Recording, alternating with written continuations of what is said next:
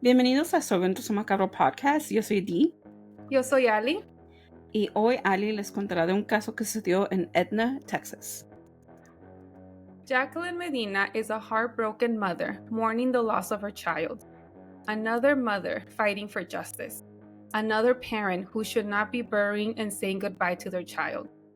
This is the tragic case of Lizbeth Medina. Advertencia: la información de este caso puede ser desencadenante para algunos. Tenga en cuenta que algunos de estos casos pueden involucrar menores de edad, abuso, violación o violencia. Escuchen con precaución. Warning: the information on this case can be triggering to some. Please be advised that some of these cases may involve children, abuse, rape, and violence. Listen with caution. I'm lost for words. I don't know where to begin. I just know a mother should never go through what I went through and how I seen my baby. I won't have peace within my heart or my mind until those people or whoever did it is put away. Lizbeth Medina was a 16-year-old girl attending Edna High School. She was a cheerleader and enjoyed bringing joy to others. Lizbeth quería ir al colegio para convertirse en enfermera. Su madre, Jacqueline Medina, describe a su hija como una persona con un gran sentido del humor, cariñosa y de gran corazón. Jacqueline y Lizbeth se mudaron a Edna 1 año y medio antes del trágico crimen. Jacqueline compartió que ella y Lizbeth tenían una muy buena relación y pasaban mucho tiempo juntas. They were each other's best friends. In an interview, Jacqueline stated, quote, "It was just her and I against the world, and they took her from me." The morning of December 5th, 2023, Jacqueline left early in the morning to work, and Lizbeth would leave to school right after. This was a routine. Nothing that happened that morning was out of the ordinary. Lizbeth was going to participate that evening in the town's Christmas event with her cheer squad. Therefore, Jacqueline, her mom, was going to head to the event right after work. She said goodbye to her daughter, not knowing that this was going to be the last time she would see her. Jacqueline llega al evento y no ve a su hija. Le parece extraño porque su hija estaba bien emocionada por el evento, y esto no era comportamiento de ella. Jacqueline le llamó y le envió mensajes a Lizbeth, pero ella no le contestaba. Jacqueline le preguntó a las amigas de Lizbeth si la habían visto, y le dijeron que no. Pero no solo eso, también le dijeron a Jacqueline que Lizbeth no había ido a la escuela. So as you can imagine, this It becomes to worrisome. Even more. Yeah. It becomes She was something already unusual. worried. Yeah. Yeah, she was already worried, and then hearing this was like, this is not like my daughter. Entonces, Jacqueline, al enterarse de esto, ella regresa a su casa, con la esperanza de que Lizbeth estuviera ahí. Jacqueline entra a la habitación de su hija, le empieza a llamar por su nombre. Nada, no response. Jacqueline se va a su cuarto de ella también y nada, no hay rastro de su hija. Okay. Luego entra al baño y por la esquina de la tina ella ve el pie de Lizbeth. Yeah. It's like, when you're like laying down and like your feet are like on the corner of the tub. So she sees her daughter's foot on the corner of the tub. What? Pero no puede ver bien porque hay una cortina tapando la tina. The tub, yeah. Yeah. So, entonces, ella cuando mira el pie de su hija, pues se arrima, ¿verdad? Me imagino pensando, She's probably taking a bath or something. bañando, se quedó dormida, no sabemos. Ella abre la cortina y ve sangre y el cuerpo de su hija sin vida. God. Jacqueline le empieza a decir a su hija, la abraza, la agarra y le dice, ¿por qué, Liz? ¿Por qué? Porque en ese momento Jacqueline pensó que Lizbeth se había hecho daño. Oh, no. Ya. Jacqueline dice que ella se volvió loca, que entró en estado de shock. Ella se dio cuenta en ese momento que ella había perdido a su hija. Everyone was devastated. Nobody could believe what had happened. They couldn't think of anyone capable of harming Lizbeth. The forensic report stated that Lizbeth was hit on the head with a heavy object and was stabbed in her stomach. Oh, wow. This was now considered a homicide. The authorities immediately jumped on the case. The family and other reports have been very grateful with the authorities, the Edna authorities in the community, because they've said they've been there to support us. They've been on, they moved quickly. Yeah. So they're very thankful for all the support that they've been receiving from everyone. At first, they believed that Lizbeth probably knew her attacker because there was no forced entry. Okay. They then find a surveillance video and they notice a strange man. I'm assuming he became a person of interest porque nadie lo había visto. He wasn't someone from the community that lived there. They saw him in the parking lot the night before the attack. So they saw him in the apartment complex parking lot on the 4th of December. He became a person of interest. They take a screenshot of this person and the car that he was driving, and they share it to the media in hopes that someone would recognize him. Yeah. He was wearing a black Volcom sweatshirt and was seen driving a silver Ford Taurus and a model between 2010 to 2018. On Thursday, December 7th, the Edna High School football team had a playoff game and invited the family as they wanted to honor Lizbeth. Everyone was seen wearing purple because that was her favorite color. And on the sideline, they placed the megaphone that she would use for cheer, her shoes, and pictures of her with the squad and the football team. I cannot imagine what the family, if you guys see the videos, it's so heartbreaking just seeing them there and going through, they were mourning the loss, and her mom just traumatized with what she had seen, and finding the courage to be there to support her daughter and to get her name out there. And it's so hard. Yeah. Just seeing her mom and her aunt and her friends, it's devastating. According to ABC 13, neither the authorities nor the family could find Lizbeth's phone. So for the next few days after the murder, Lizbeth's cousin, boyfriend, and friends informed the authorities that someone had opened messages they had sent to Lizbeth on Snapchat. Someone had her phone. Yeah. And apparently this person responded to a few messages. What? Yeah. They haven't said what was said in the messages, but yeah, this person was opening these messages and it is said that they did respond. How The authorities, horrible. I know. This person knew what they did and they still... Yeah, they still were trying to, had the audacity to use her phone and, be very cruel. The family is mourning, and the family and friends, it's horrible. The authorities were able to obtain information from her cell phone, and it sent them to a city of Schulenburg, which is about an hour away from Edna. Okay. When they arrived at the property, they found the car that was seen in the surveillance camera.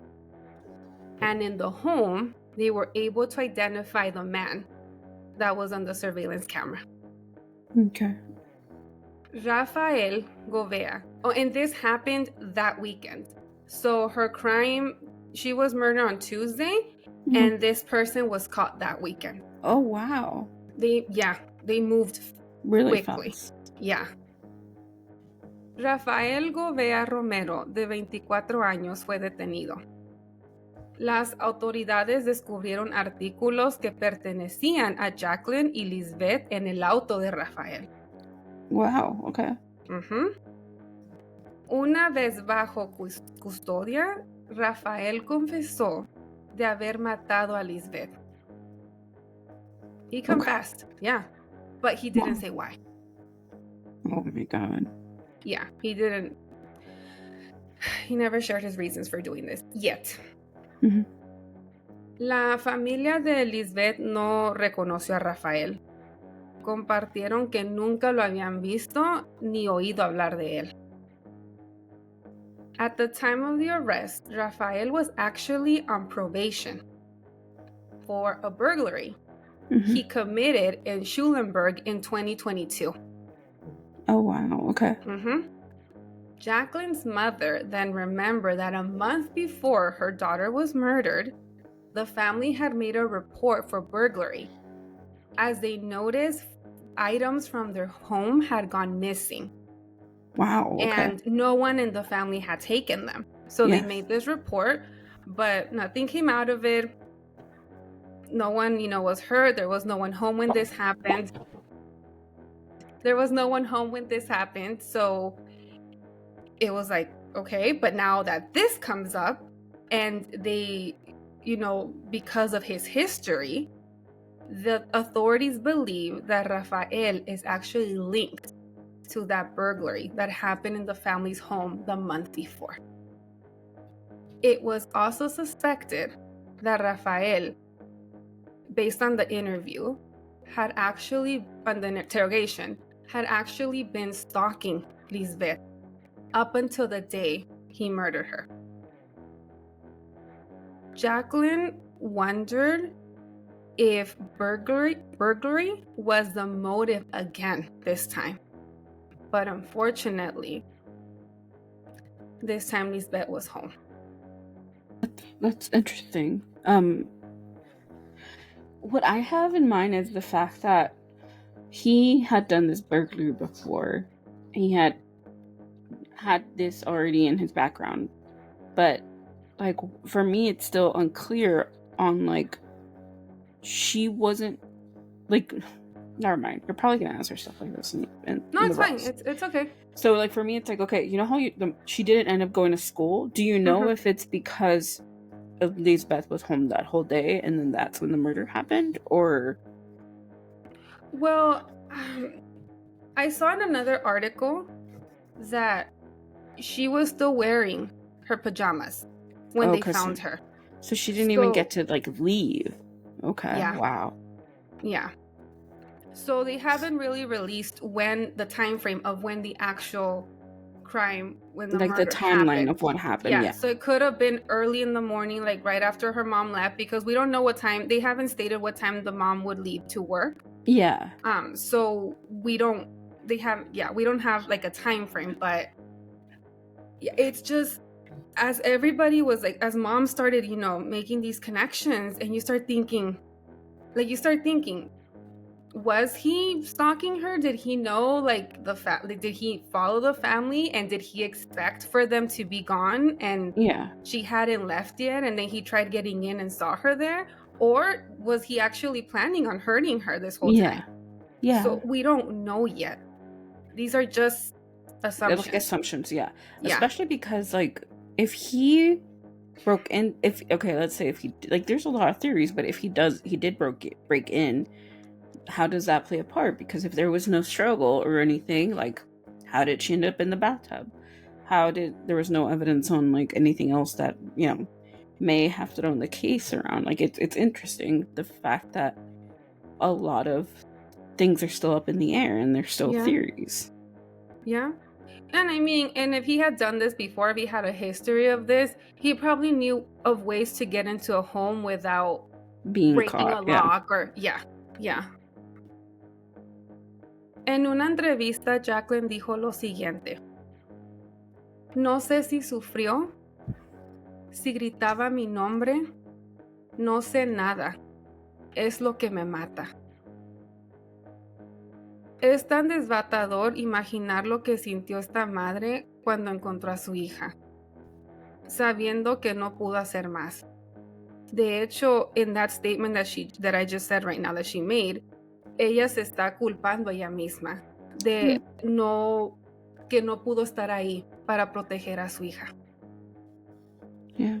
Esta es una forma de culpa que ningún padre debería de cargar, porque no es culpa de la madre. No, it's not. It's the person that committed the crime. You didn't have an idea that it was going to happen. You didn't know that she was going to get murdered that day. If it wasn't that day, it could have been like a week from then or like a month from then. Like, you don't know. Yeah. And the fact that this person just, did something so cruel and so senseless, it's even more agonizing. And it feels horrible to like come across like the family blames themselves for such things that they didn't do. And also to add to this, I'm not gonna read the comments, but people on the internet went against the mom. What? Yeah. Saying that they should look into her, that she doesn't look like a grieving mother, that she wasn't crying enough in the interviews. And I was like, that pissed me off because I'm like, grief looks very different in people. And you don't know how this mom has been behind cameras. Yeah. She's trying to get in front of a camera to, to voice her like what's going on, to like for her daughter or for like any, evidence on what happened to her daughter. Like she has a right to look strong in front of people. But if she breaks down behind closed doors, that's her own grief. Like she doesn't have to like do a spectacle on like how she feels. It's horrible. It is. And based on interviews that her sister, Jacqueline's sister, has made, sabemos que ellas vieron estos comentarios. Yeah. They have come across these comments. Rafael's bond was set to $2 million. But if he were to pay it, ICE would detain him as he is undocumented with an expired visa. Wow. Telemundo Noticias le preguntó al padre de Rafael si él tenía algo que decirle a la familia, a lo cual el señor contestó que lo sentía mucho. And he didn't want to make further comments. It's heartbreaking because it's not the father's fault for what his son did. Yeah, because they asked him in that interview si él notó algo raro en su hijo, y el señor dijo que no. Yeah. We don't know what's going on in their head. Sadly, we can all be blamed for a child's behavior. Rafael's arraignment, which is a formal reading of his charges, was scheduled in March of 2024, but he waived his right to appear, but his attorney was present.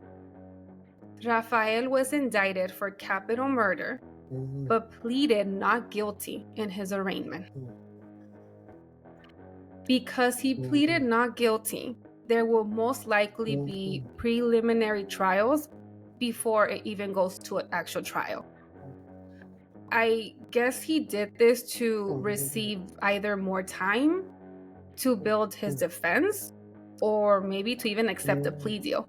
But honestly, with the evidence they have against him and him confessing to the crime the day he was detained, I don't see his sentencing being lowered. But again, it can happen, as we've seen it happen before. Yeah. But it prolongs the case so long. It does. Where the family has to wait a year, 2 years, depending on the justice system, how long they take to resolve the case. And that's just, it's unfair. It is. I wanted to see his face for the first time. I wanted him to see me, and realize that, mommy's here. Lizzo's mommy's here, and she's gonna fight until I get justice. But you didn't get that chance today. I didn't get that chance today. He didn't show up. But you'll be back. Oh yes, definitely I will be back. I won't be backing off. And I know she's probably watching over you right now. What would you say to her? That I love her. And that mom was gonna do everything to bring her justice. And I will tell her that I wish I could hug her once more.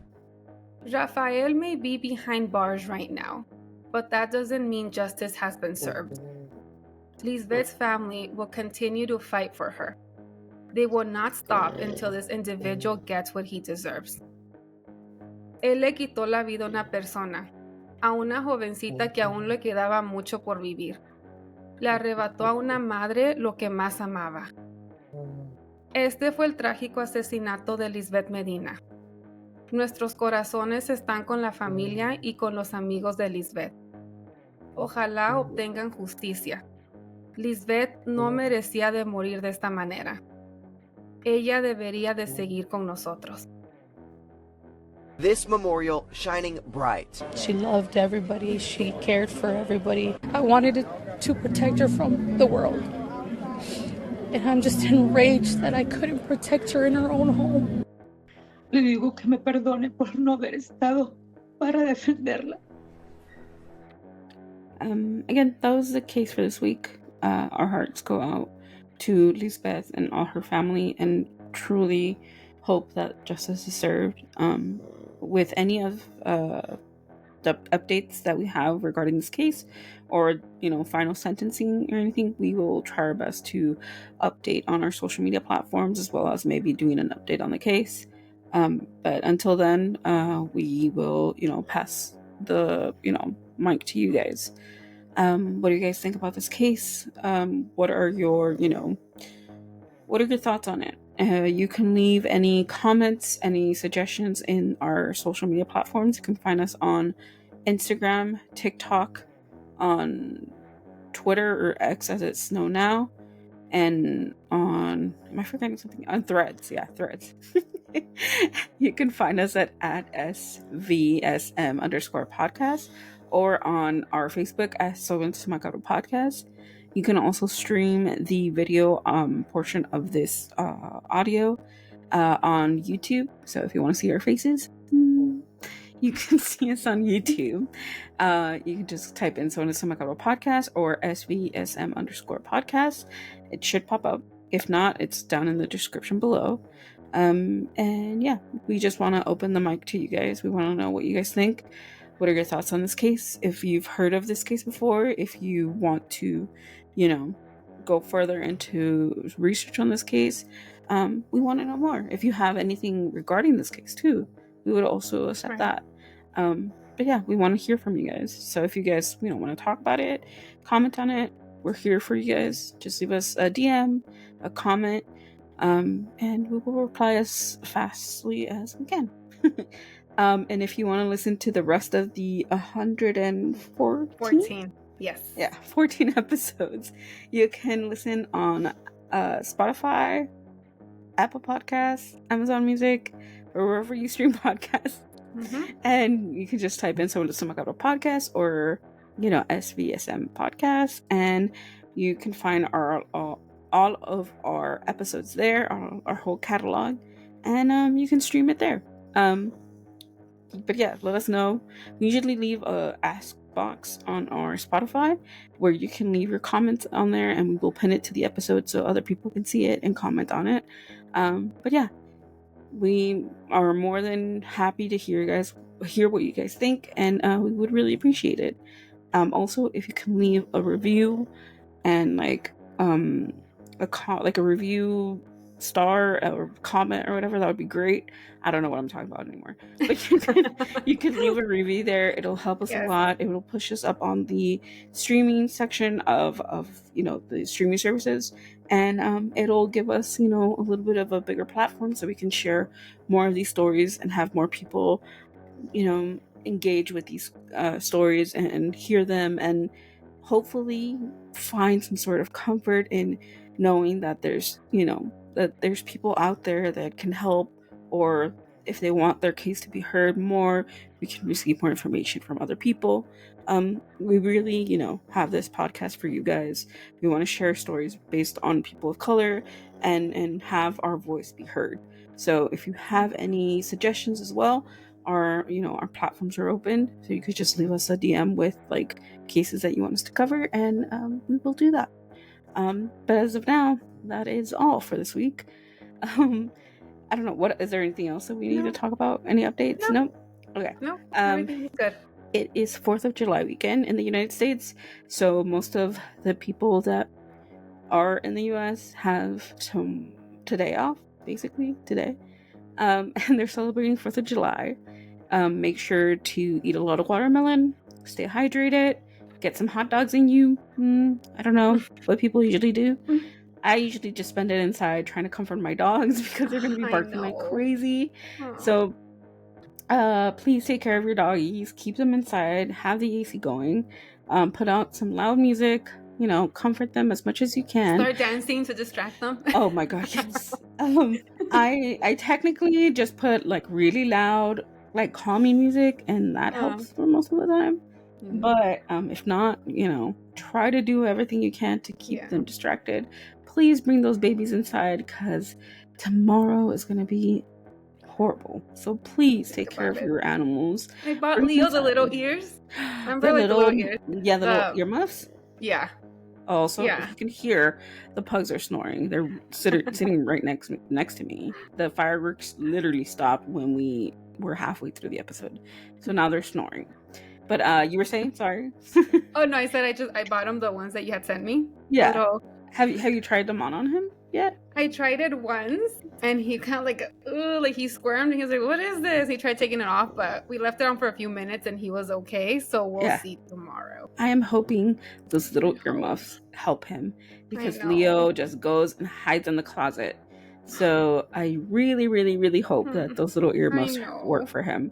I found them on TikTok, and people are using it this year for their dogs. So I truly, truly hope they help. I know. But again, I'll let you know. Thank you. But keep those doggies inside. Keep those cats inside. Be very, very cautious with them, because when they get scared, they could either run into the a closet, a bathroom, or they could run away. So please be careful with them. And with that said, I think that's it, right? We don't have anything else. Yeah. That's it. That is it for now. And stay hydrated. Stay safe, and we'll see you guys next week. See you guys soon. Yeah. Yeah. All right then. Adios. See you later. Bye. Adios. Bye. Stay spooky. Quédate spooky. I added extra sauce in that one. I know. I could tell. You're becoming very saucy with it. Okay. Bye.